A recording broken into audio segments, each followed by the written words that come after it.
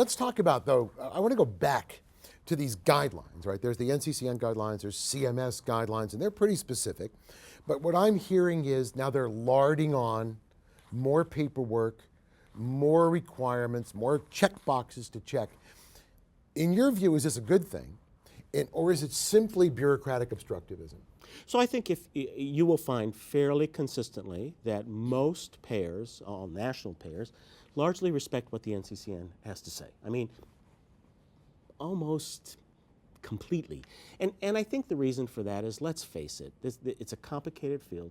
Most payers realize they do not have the expertise in-house to try to adjudicate the quality of the evidence, and they look to a panel of experts to help them negotiate those waters.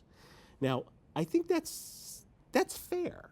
I mean, you know, are the radiation therapists all happy with NCCN? No, they think the proton guidelines are not up to date.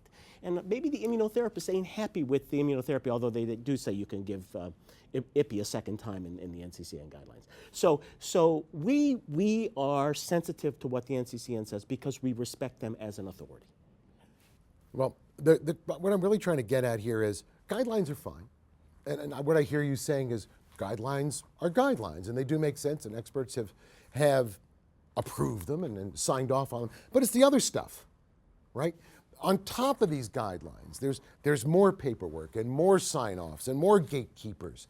Is this rational, or is it simply a way for payers not to pay? So the answer is we're going to get to a point, I believe, personally, in healthcare reform. This is not Aetna's view. This is my view. That's a disclaimer. That is called a disclaimer. Where we go from a point where the payers are the gatekeepers to a universe actually where providers are going to become gatekeepers. And so I think that the burden of adjudication of appropriateness of evidence is going to shift. That locus of control is going to shift to providers. Now, providers may like that, providers may not like that. But the providers will need help, which is why pathways and other ways of treating patients are going to become paramount for oncologists, which means it'll take away our autonomy. But I'm still trying to get at something else. It's fine if providers are the gatekeepers. It's fine if providers are going to make these decisions. Maybe that's the way it should be. Put money into the mix, let the providers do it.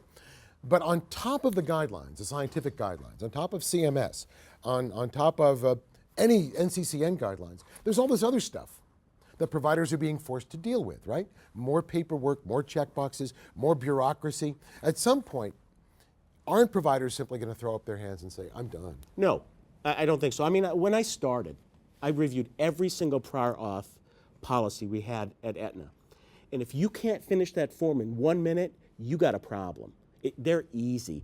They are lobs. They're underhand pitches. They're easy. So, okay, I get administrative burden. I was in practice for a long time, and I worked for U.S. Oncology, so I know a lot about administrative burden.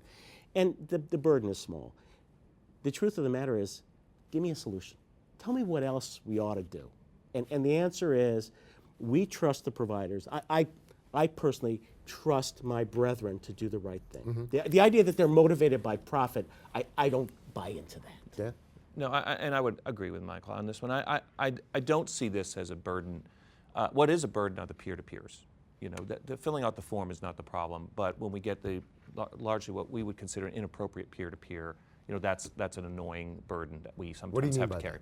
Well, if a request for coverage gets denied, then we have to request a peer-to-peer, MD, a doctor, or healthcare professional review of the case. We take time to set that up and then review the case. And it's frequently because some of the records were not available, or there was some reason why there was a misinterpretation of the case. So usually it's clarified, but it just takes time. But the point is this: is that, you know, it makes all of this makes us think. It makes us stop and think about, is this really appropriate use of therapy? And for very, very expensive therapy, we do need to think about that. All right, let's think about And I think something. going forward, you know, we may need to pause and think about cost as well. All right, let's think about something.